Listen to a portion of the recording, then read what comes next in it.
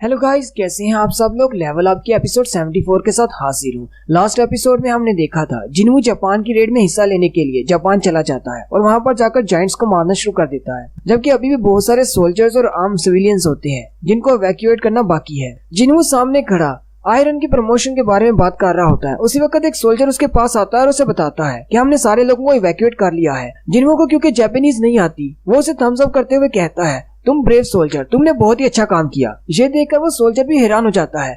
जिन्हों से कहता है, इस सोल्जर को भी अपने साथ लो और जितने भी लोग यहाँ पर बच गए हैं उन सबको सेफ जोन में पहुंचाओ। जिन्हों सोल्जर को अपने साथ ले जाता है। जिन्हों जब देखता है कि आसपास कोई भी नहीं है, जिन्हों कहता है, चलो फिर अपनी स्पीड बढ़ाते हैं। जिन्हों के सामने जो एक जायंट की डेड बॉडी पड़ी होती है, जिन्हों से कहता है, जागो, और उसके शैडो सोल्जर को बाहर निकाल लेता है। जायंट्स को शैडो सोल्जर बनाने के बाद उसकी स्पीड थोड़ी बढ़ जाती है। जापानीज के कमांड सेंटर में जो लोग मुसलसल इस सब को देख रहे होते हैं, वो कहते हैं बहुत सारे इलाके अभी तक क्लियर किए जा चुके हैं। जितने भी जायंट्स आसपास भाग गए थे उन सबको मार दिया गया है।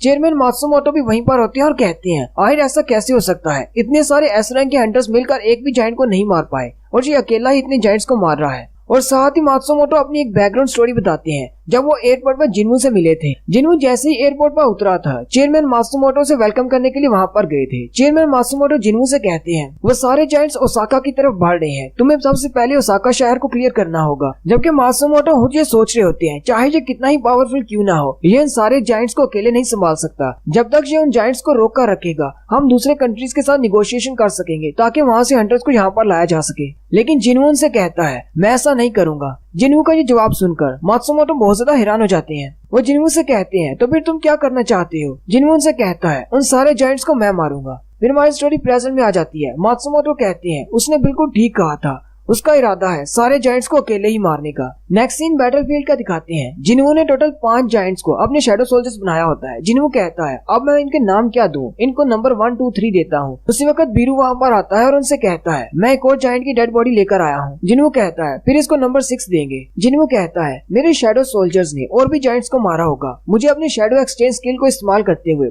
बाकी के जायंट्स से भी शैडो सोल्जर्स निकालने होंगे। वो जिन्हों से कहता है, मैं यहाँ से जा रहा हूँ, तुम थोड़ी देर के लिए खुद को संभाल लेना। जिन्हों कहता है, अभी तक तो सारा काम बहुत ही आसान रहा है, मैंने अपने शैडो सोल्जर्स को पूरे जापान में भेज दिया है। वो जाकर दूसरे हंटर्स की मदद कर रहे हैं इन जायंट्स को मारने के लिए। मेरे शैडो सोल्जर्स का मुझे ये फायदा है कि वो बार बार रीजनरेट कर सकते हैं, जबकि जायंट्स उनके साथ फाइट करके थक जाते हैं। इस तरह वो उनको नहीं हरा पाएंगे। मेरे पास अभी माना पावर बहुत ज्यादा है। जब मुझे डीमन टाइटल मिला था तब मुझे बहुत ज्यादा माना पॉइंट्स मिले थे। लेकिन असल मसला इस वक्त दूसरी छोटी डंजन्स हैं, क्योंकि पूरे जापान में एस रैंक की डंजन की वजह से सारे हंटर्स बिजी हैं और उन डंजन्स को क्लियर करने वाला कोई भी नहीं, और उनके गेट टूटने की वजह से सारे छोटे मॉन्स्टर्स भी बाहर निकल रहे हैं। फिर एस रैंक की डंजन को ओपन हुए 7 दिन गुजर जाते हैं। जिन्हों और जिन्हों गलियों में चलते हुए जा रहे होते हैं। सारे का सारा टोक्यो तबाह हो चुका होता है। वहीं पर उनको हानिकावा मिलती है। जिन्हों हानिकावा से पूछता है, तुम्हारे अलावा यहाँ पर और कोई हंटर तो नहीं। हानिकावा से कहती है, नहीं, यहाँ पर और कोई भी हंटर नहीं, सिर्फ मैं ही हूँ। हानिकावा उन्हें डिटेल्स के बारे में बताती है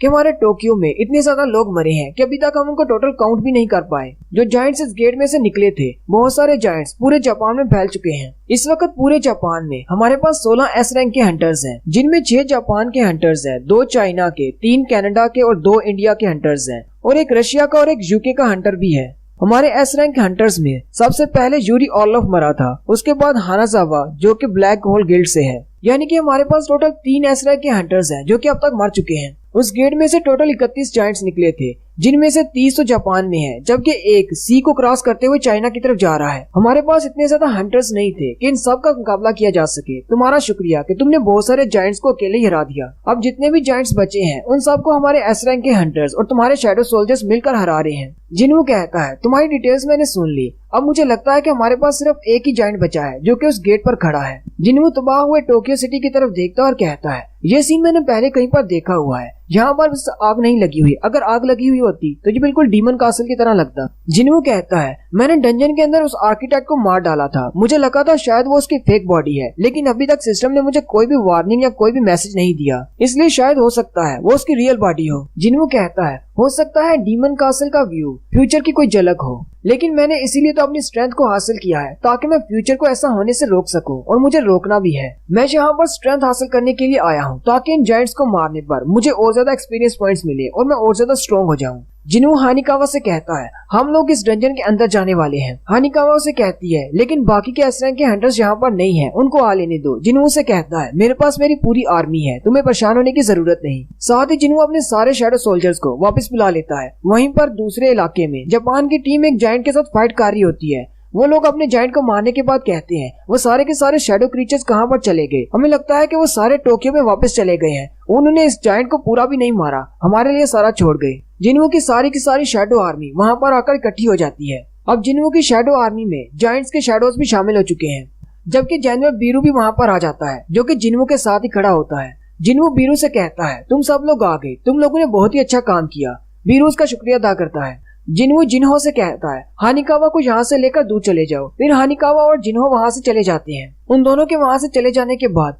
जिन्हू अपने जायंट्स के जो शैडो क्रीचर्स होते हैं उनको भी बाहर बुला लेता है। जिन्हू ऊपर एक क्लिफ के ऊपर खड़ा होता है और उन सबको इशारा करते हुए कहता है जाओ और फाइट करो। और वो सारे भागते हुए दरवाजे के सामने जो बड़ा सा जायंट है उसकी तरफ जाना शुरू कर देते हैं। जिन्हू की आर्मी भागते हुए सीधा उस जायंट की तरफ जा रही होती है। जैसे ही वो उस जायंट के थोड़ा सा करीब पहुंचते हैं वो जायंट अपनी आंखें खोलता है और अपने वेपन को घुमाते हुए एक जोरदार स्लैश लगाता है और उसकी पावर बहुत ज्यादा होती है, जिसे देखकर जिन्हू भी हैरान हो जाता है। जिन्हू साउथ कोरिया की तरफ से ऑफिशियली जापान की रेड में हिस्सा ले रहा है। फिर वो जहाज में बैठकर जापान पहुंच जाते हैं, जबकि जिन्हो भी उसके साथ होता है। उन दोनों जैसे एयरपोर्ट से उतरते हैं जिन्हो अपने साथ बहुत सारे बॉडी आर्मर्स लेकर आया होता है और उसने काफी ज्यादा बाहरी सामान उठा रखा होता है। जिन्हो जब लोगों को बातें करते हुए देखता है वो थोड़ी देर के लिए रुकता है और उससे आधा सामान ले लेता है और फिर दोनों आगे की तरफ चल पड़ते हैं। आजिन गिल्ड के तौर पर बाहर के मुल्क में उन दोनों की पहली रेड होने वाली है और यहीं पर दोनों के बारे में बताया जाता है। संग जिन्हू जो कि एस रैंक का हंटर है, आजिन गिल्ड का गिल्ड मास्टर, जबकि जिन्हो के बारे में बताया जाता है वाइस मास्टर जो कि डी रैंक का हंटर है। नेक्स्ट सीन बैटलफील्ड का दिखाया जाता है जहाँ पर सोल्जर्स हॉस्पिटल में से बहुत सारे मरीजों को निकाल रहे होते हैं। वहीं पर दो अंकल आंटी होते हैं जो कि उस हॉस्पिटल की केयर करते हैं।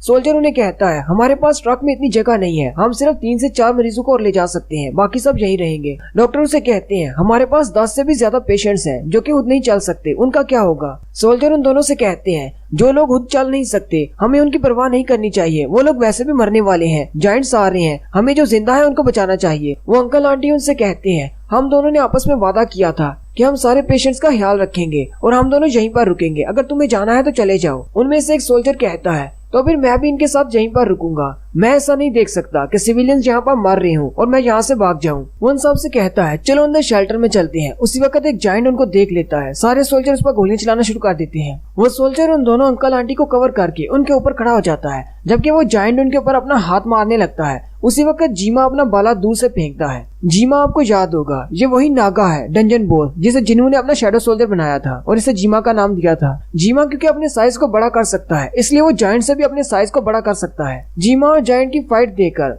गॉडजिला और किंग कॉन्ग की फाइट याद आ रही है। वो सोल्जर जीमा की तरफ देखता है और कहता है अब ये क्रीचर कहाँ से आ गया। उसी वक्त जिन्हू उसके पास खड़ा होता है और उसे कहता है ये जगह बहुत ज्यादा डेंजरस है, तुम्हें हॉस्पिटल के सारे पेशेंट्स को यहाँ से जल्दी से निकालना होगा। उसी वक्त बिल्डिंग के ऊपर से कुछ मलबा नीचे की तरफ गिरता है। जिन्हो जल्दी से अपनी शील्ड लेकर आगे की तरफ बढ़ता है और उस अंकल को बचा लेता है। जिन्हो से कहता है मैं यहीं पर रुकता हूँ जब तक ये सारे लोग यहाँ से चले न जाएं, तुम आगे जाकर फाइट करो। जिन्हो जीमा के साथ मिलकर फिर से जायंट्स को मारना शुरू कर देता है। जीमा उस जायंट को नीचे की तरफ गिरा देता है, जबकि जिन्हू जो कि जीमा के ऊपर खड़ा होता है वो जंप करते हुए सीधा उस जायंट के चेहरे पर वार करता है और उसको काट देता है। नेक्स्ट सीन यूनाइटेड स्टेट के मैरीलैंड का होता है जहाँ पर एक एस रैंक का गेट ओपन हुआ है और बहुत सारे हंटर्स उसको क्लियर करने के लिए वहाँ पर गए हैं। कुछ हंटर वहाँ पर होटल में बैठे होते हैं और बातें कर रहे होते हैं। एक हंटर उनसे कहता है मैंने सुना है कि जिन्हू जापान चला गया है। दूसरा उससे कहता है मैंने सुना है कि लेडी सैलनर उसकी पावर्स को नहीं जगा पाई लेकिन फिर भी वो जापान चला गया। वहाँ पर टोटल 3 हंटर्स बैठे होते हैं। उनमें से एक कहता है मुझे नहीं लगता कि वो जापान की डंजन से वापस जिंदा आएगा, वो भी इतना ज्यादा पावरफुल नहीं है। उनमें से एक हंटर कहता है हम सब जो कि यहाँ पर हैं, हम सब की पावर लेडी सैलनर ने इंक्रीज की है। जिन्हों को अपने बारे में समझना चाहिए कि उसकी पावर्स की एक लिमिट है, लेकिन वो एक रीअवेकेंड है क्योंकि पहले वो एक ई रैंक का हंटर था। मुझे लगता है कि सिर्फ शो ऑफ करने के लिए वहाँ पर गया है। तीसरे वाला उनसे कहता है उस जिन्हों को क्या वाकई में लगता है कि इन जाइंट मॉन्स्टर्स और जेजू आइलैंड के कीड़ों में कोई फर्क नहीं, मुझे लगता है कि ये जरूर मरने वाला है।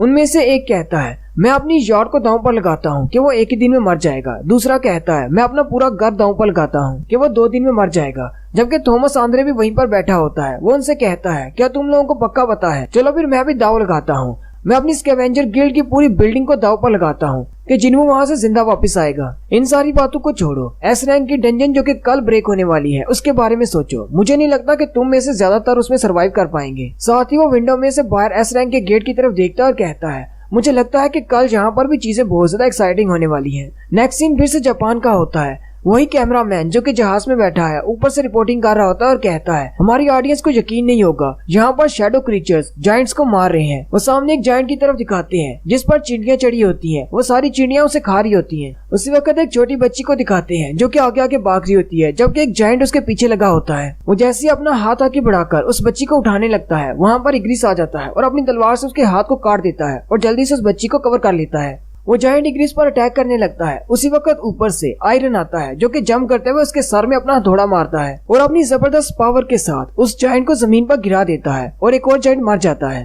वो बच्ची आयरन की तरफ देखती है तो आयरन पहले जो चिल्ला रहा होता है उसे देखकर डर जाती है। आयरन उस बच्ची को देखकर स्माइल करता है, साथ ही इग्रिस भी उसके सर पे हाथ रखता है, जबकि जिन्हों दूर से खड़ा ये सब कुछ देख रहा होता है और कहता है, आयरन तो आज बहुत ज्यादा जोश में है क्योंकि उसे प्रमोशन मिली है, क्योंकि उसका लेवल अप हो गया है। और यहीं पर हमारी एपिसोड 73 का एंड होता है। एक्सप्लेनेशन अच्छी लगी हो तो कमेंट करके जरूर बताएं। चैनल को सब्सक्राइब कर दें, वीडियो को लाइक और शेयर कर दें। शुक्रिया।